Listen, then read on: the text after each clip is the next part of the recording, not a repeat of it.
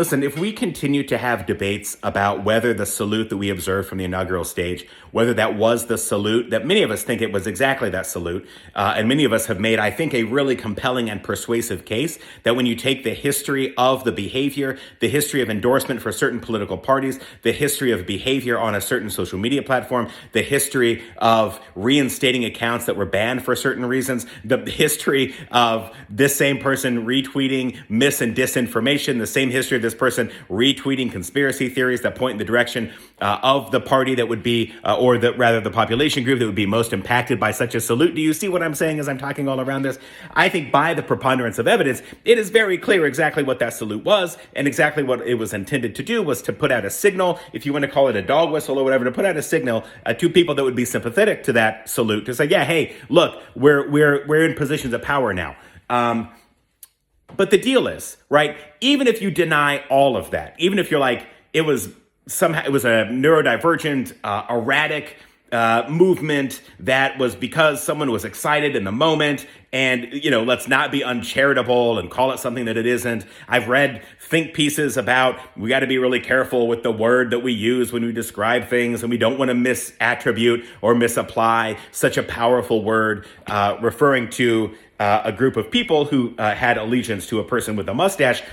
There's all this discourse about be very careful about calling that what it is.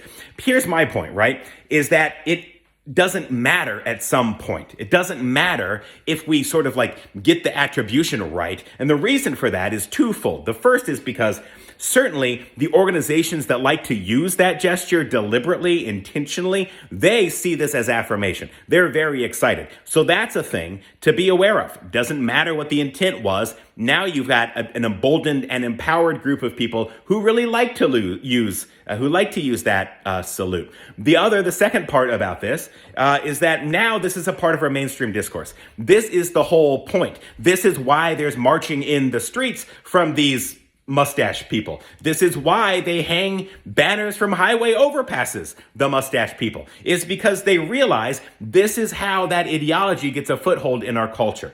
Because now we have it in mainstream discourse. Now there's mainstream discourse about the salute and about what it meant. And, was it, an erratic, strange gesture, or was it intentional and deliberate? I mean, at some point it doesn't matter because you've emboldened the people that we should not embolden. And you've introduced this whole topic of conversation into mainstream discourse. All of that serves to normalize. So at some point you just got to be like, listen, whatever it was, we don't care because we're going to condemn everything that surrounds that gesture. Whether it was intentional or not, everything that surrounds us has managed to normalize this, to put it in mainstream discourse, and to embolden the people who like to use that salute. So at some point it becomes bigger than the act itself. I think that's the thing that I'm so frustrated that people are not connecting.